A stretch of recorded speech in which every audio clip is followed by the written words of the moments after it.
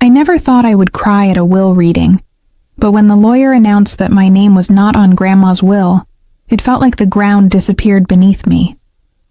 Everyone's eyes turned to me, and I swear I could feel the smug smile curling on my Uncle Martin's lips, as if he had been waiting for this moment. My chest tightened, and the sound of my own heartbeat drowned out the lawyer's voice. Grandma and I had always been close. She raised me after my parents died in a car crash when I was 10. She cooked my favorite meals, stayed up with me through storms when I was too scared to sleep, and always promised that she would never let me feel alone in this world. So how could she leave me with nothing? My uncle sat there in his dark gray suit, his hand resting confidently on the table, tapping his fingers as though he already owned everything. He didn't even look at me, not once, but I could feel his energy gloating. My aunt avoided my gaze too, shifting uncomfortably in her chair like she knew something wasn't right. I wanted to scream, to demand an explanation, but my throat was dry and heavy, and all I could do was sit there, frozen. The lawyer read out the details. The house, the land, the savings. Everything was to go to Uncle Martin. Not a penny to me, not even a keepsake. The pen slipped out of my hand, and I could feel tears sting my eyes, but I refused to let them fall in front of him. "There must be a mistake," I whispered, but my voice cracked, sounding more like a child than an adult. The lawyer looked at me with pity, but shook his head. "I'm sorry," he said. "This is the signed and official document." I remembered how Grandma always told me she wanted me to have her house, that it would always be mine because it was the place we built our memories. She told me that only I understood the heart of that home. Now that same house was being handed to the man who barely visited her, the man who once shouted at her for refusing to lend him money. My hands clenched into fists under the table, rage mixing with confusion. Something was wrong here, deeply wrong, and though everyone seemed ready to move on, I knew one thing with certainty. Grandma would never have done this to me. Unless someone made her. And in that moment, my eyes finally locked on Uncle Martin. The days after the will reading were a blur of anger, disbelief, and sleepless nights, each one heavier than the last. I wandered through Grandma's house, which technically was no longer mine, feeling like a ghost haunting a place I no longer belonged. The curtains still carried her scent of lavender and soap. The rocking chair in the corner still creaked when the wind slipped through the cracks, and her framed photos still smiled at me from the walls. Every corner of the house screamed of her love for me, and yet, according to that cursed piece of paper, I had no right to any of it. Friends told me to move on, to accept it, but they didn't understand. Grandma would never abandon me. I replayed the lawyer's words in my head over and over, trying to catch something I had missed, but nothing changed. Uncle Martin began showing up more often, strutting around like a king surveying his new castle. He would smirk at me, tossing casual comments like, "Guess Grandma really knew who deserved it." One evening, I couldn't hold it in anymore. I confronted him on the porch. "You did something," I said, my voice trembling. "You twisted her against me." He chuckled, lighting a cigar, the smoke curling around his face. "Don't flatter yourself. Maybe she just realized I was the only responsible one in this family." His words stung like poison, but there was something in his tone, a flicker in his eyes, that told me he was lying. My blood boiled, but I forced myself to stay calm. Grandma had always told me, the truth always comes out, no matter how deep someone buries it. Those words echoed inside me, and for the first time since the will reading, I felt a small spark of determination. That night, while I lay on the couch staring at the ceiling, I made a silent promise to Grandma. I would not rest until I uncovered the truth. I began searching through her things, old letters, drawers, and cabinets. Most of it was ordinary, but one evening while digging through a dusty box in the attic, I found something strange. An old cassette tape with my name written on it in Grandma's handwriting. My breath caught in my chest. My fingers trembled as I held it up to the dim attic light. Why would Grandma leave this hidden away? And what was on it? My heart pounded because deep down I already knew. This tape held answers. Answers my uncle never wanted me to find. I rushed downstairs, clutching the tape, my hands slick with sweat as though I was holding a live secret that could burn me. The problem was I didn't even own a cassette player anymore. It felt like holding a locked treasure chest with no key. For hours I searched the house, opening cupboards, pulling out boxes, until finally in the back of Grandma's sewing room closet, I found her old tape recorder, dusty and forgotten. My fingers shook as I put in fresh batteries, slid the cassette inside, and pressed play. At first, only static filled the room, a low crackle that sent chills down my spine.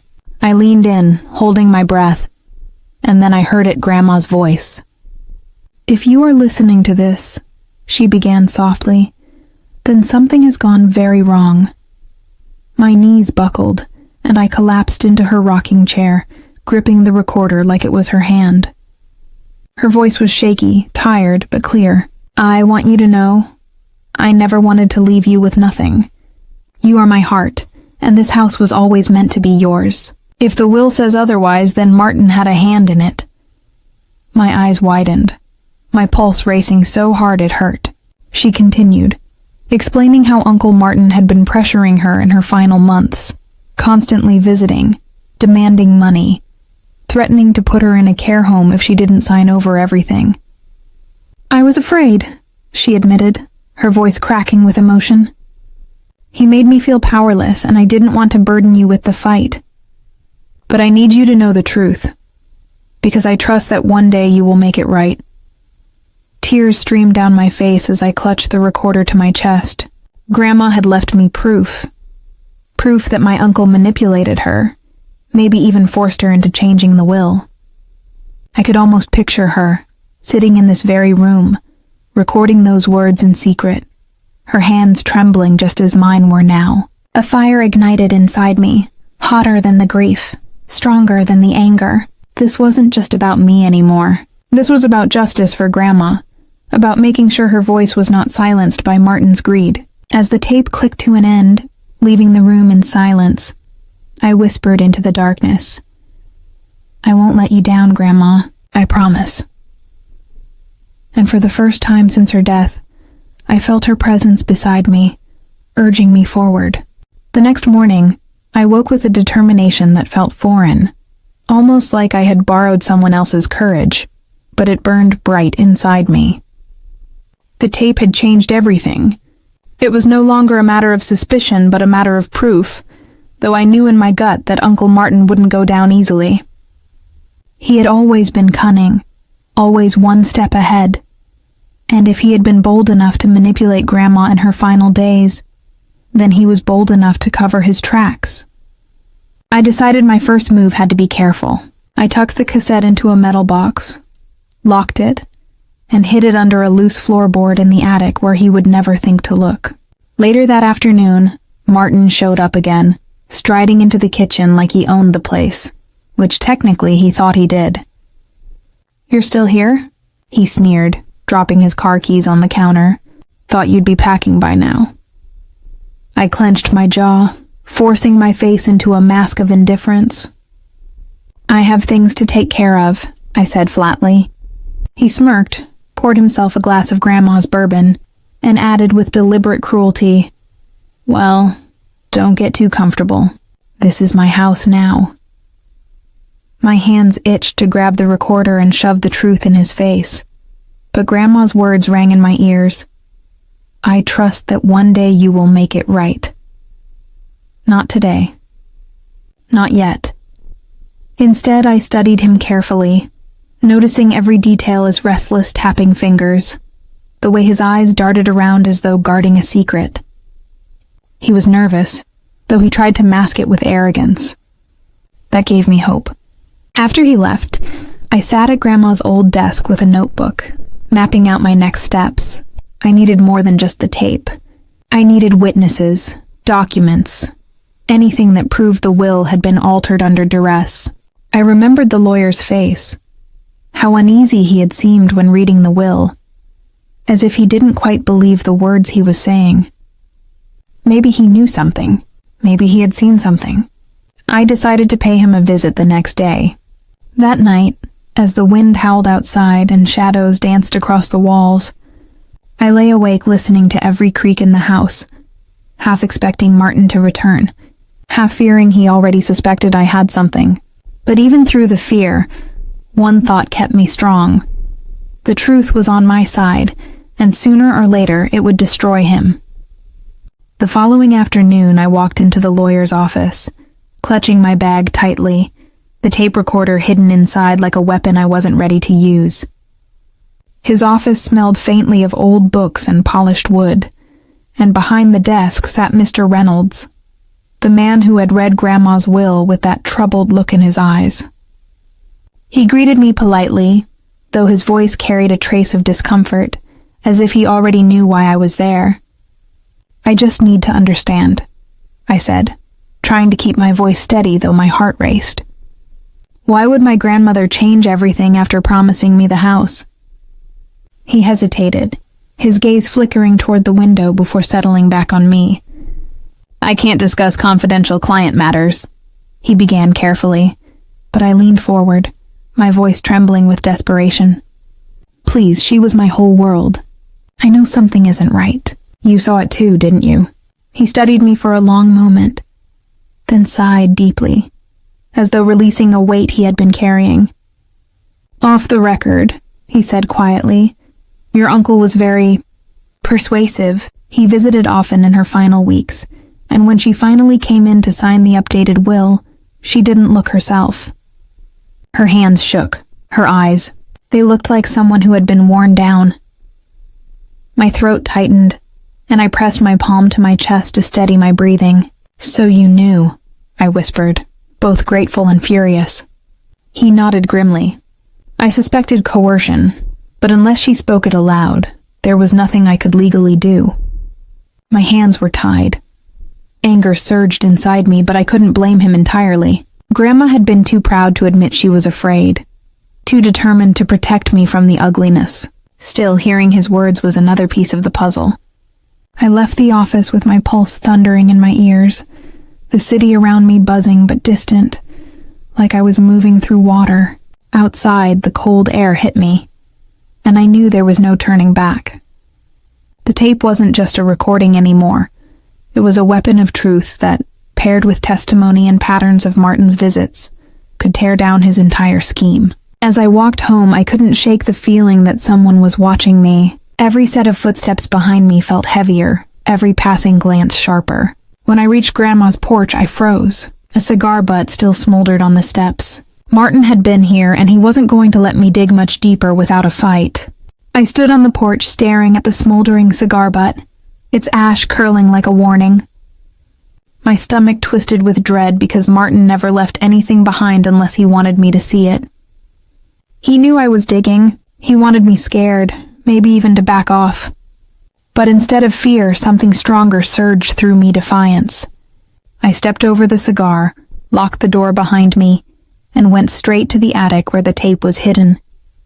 My hands moved fast as I pulled the loose floorboard up and checked the metal box. It was still there, safe, but just touching it reminded me how dangerous this had become. I needed a plan. Something that would force Martin's hand and protect me at the same time. Sitting at Grandma's old desk, I opened her address book and flipped through the pages until I found the name I was looking for, Mrs. Jenkins, Grandma's closest neighbor. She had been around almost every day in those final months, bringing over soup, chatting on the porch. If anyone saw or heard something, it would be her. I dialed her number with trembling fingers. "Hello?" her gentle voice answered. "Mrs. Jenkins, it's me," I said quickly. "Can we talk about Grandma?" There was a pause, then a sigh. "I was wondering when you'd call," she said softly. We met an hour later at the small cafe down the street, and as soon as she sat down, she gripped my hand tightly. "Your grandmother didn't deserve what happened," she whispered, glancing around nervously. I saw him. He'd come over, shouting at her through the door when she wouldn't let him in. Sometimes he'd leave with papers in his hand. "She cried a lot, dear," She tried to hide it, but I could tell. Tears burned my eyes as I listened, feeling like each word was a dagger slicing open the truth. "Would you be willing to tell someone that? Maybe a lawyer?" I asked, my voice barely steady. Mrs. Jenkins hesitated, then nodded. "If it means clearing her name, yes." My chest felt lighter for the first time in weeks, like hope had finally walked back into my life. But as I left the cafe and turned the corner, my hope crashed. Parked across from Grandma's house was Martin's black SUV, engine running, his shadowy figure inside watching me. He wasn't just aware of my moves now, he was tracking them. I froze on the sidewalk, the weight of his stare pressing down on me like a storm cloud ready to burst. Martin's SUV idled, its dark windows reflecting the streetlights like empty eyes. For a split second I considered running, but then I remembered Grandma's voice on the tape, trembling but brave, and something inside me shifted. I squared my shoulders and walked straight past his car without looking in, pretending I didn't notice him, my heart hammering so loudly I thought he might hear it.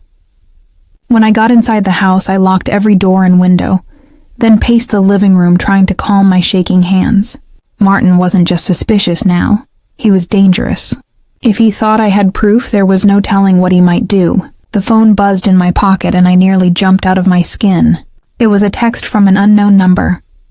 "Stop digging or you'll regret it." My stomach turned to ice. He wasn't even hiding it anymore. I wanted to scream, to throw the phone. But instead, I sat down at Grandma's desk and took a deep breath. Fear was exactly what he wanted. He thought if he scared me enough I'd back off, but I wasn't that scared child he used to dismiss. I was the one holding the truth now, and that made me dangerous to him. I pulled out my notebook and began writing everything down: dates, times, every conversation with the lawyer, every detail Mrs. Jenkins had told me. If anything happened to me, someone would know the whole story. Then I called Mr. Reynolds, my voice steady despite the fear clawing at my throat. "I have proof," I told him. "I have a tape where Grandma explains everything, and I have a witness who saw Martin's behavior. We need to act now." He paused, then said quietly, "Bring me the tape tomorrow. If what you're saying is true, we can challenge the will in court." After hanging up, I hid the tape again, this time slipping it into an envelope addressed to myself and stashing it in the neighbor's mailbox as insurance. Only then did I sit back, trembling but determined. Martin could threaten me, follow me, even try to scare me into silence, but tomorrow everything would change. Tomorrow the truth would finally step out of the shadows. That night the house felt different, heavier, like the walls themselves were holding their breath. I double-checked the locks, closed every curtain, and sat in the dark living room with only the soft glow of Grandma's old lamp for company. Outside, the wind rattled the windows, and every creak of the floorboards made me jump. I held my phone tightly, ready to call the police if I heard so much as a footstep on the porch. Sleep was impossible, but somewhere between fear and exhaustion, I must have dozed off because I woke to a faint sound at the back door, the unmistakable click of a lock being tested. My heart leapt into my throat. I crept toward the kitchen, every nerve on fire, and saw the shadow of a man through the frosted glass. Without thinking, I grabbed Grandma's heavy cast-iron pan from the stove and clutched it like a weapon. The handle rattled in my shaking hands as the shadow shifted, then disappeared. The silence afterward was even worse than the noise, stretching on like a cruel joke. I waited, holding my breath, until finally I heard the distant roar of an engine starting.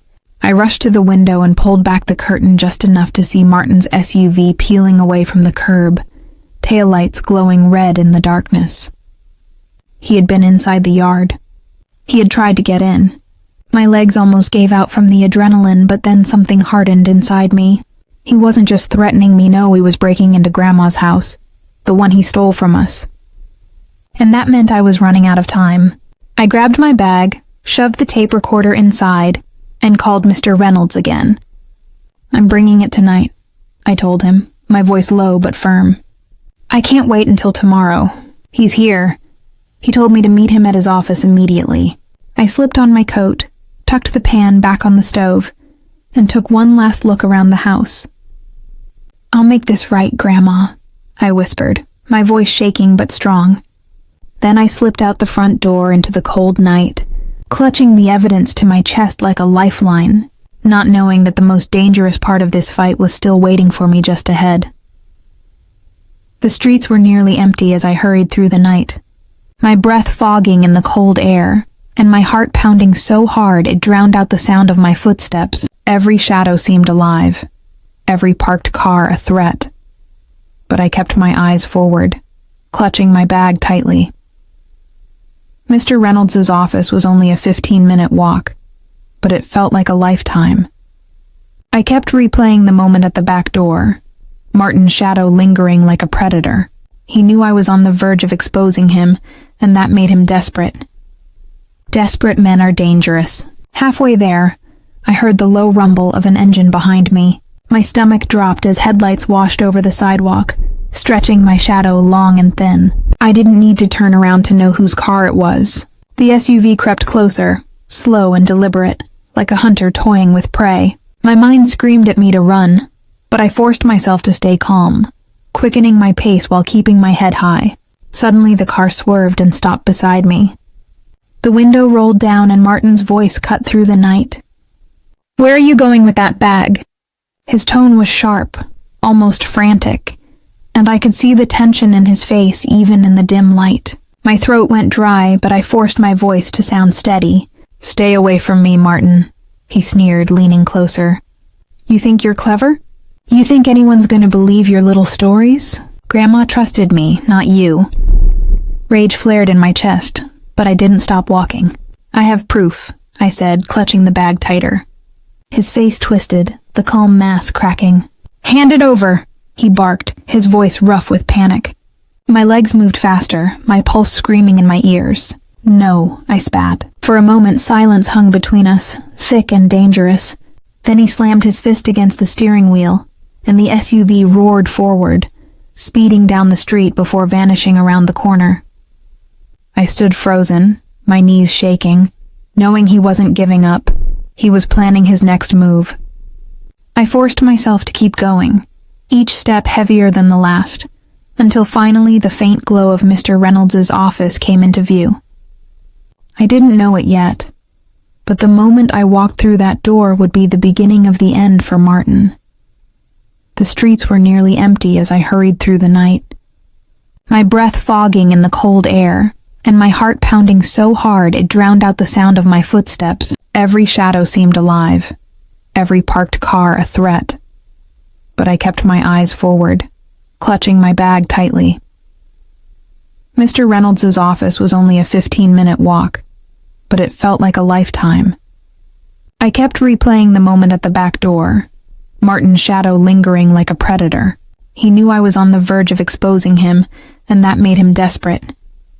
Desperate men are dangerous. Halfway there, I heard the low rumble of an engine behind me. My stomach dropped as headlights washed over the sidewalk, stretching my shadow long and thin. I didn't need to turn around to know whose car it was. The SUV crept closer, slow and deliberate, like a hunter toying with prey. My mind screamed at me to run, but I forced myself to stay calm, quickening my pace while keeping my head high.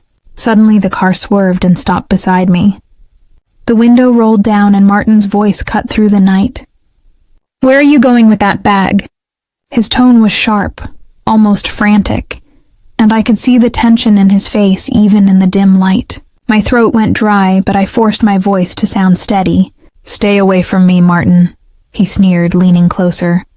"You think you're clever? You think anyone's going to believe your little stories? Grandma trusted me, not you." Rage flared in my chest, but I didn't stop walking. "I have proof," I said, clutching the bag tighter. His face twisted, the calm mask cracking. "Hand it over," he barked, his voice rough with panic. My legs moved faster, my pulse screaming in my ears. "No," I spat. For a moment, silence hung between us, thick and dangerous.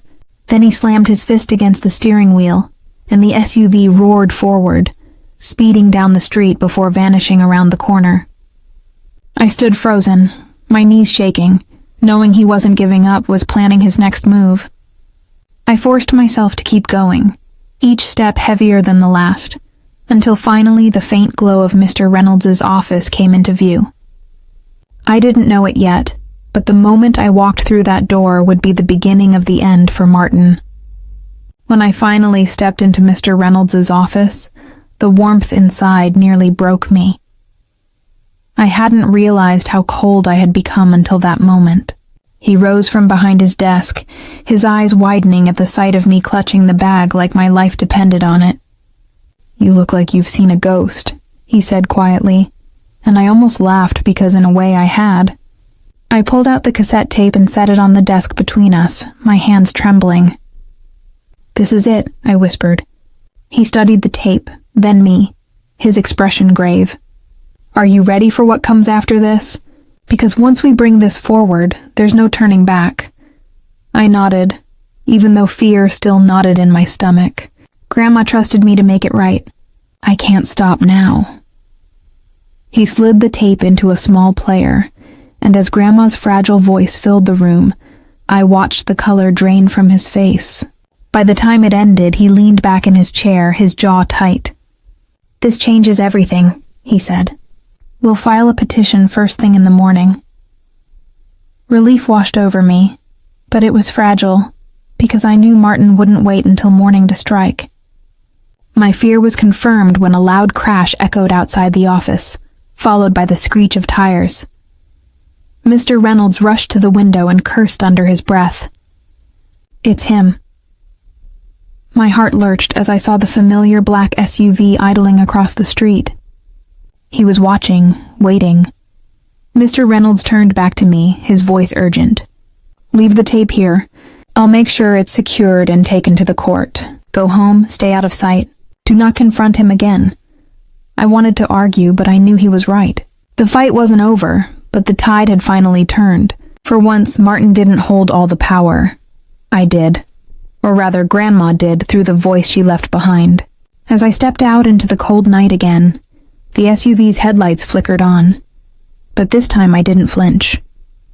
Let him watch. Let him rage. The truth was no longer buried. And soon the whole world would know who he really was. For the first time in weeks, I felt a sense of calm settle over me. Justice was coming, and Grandma's faith in me had not been in vain.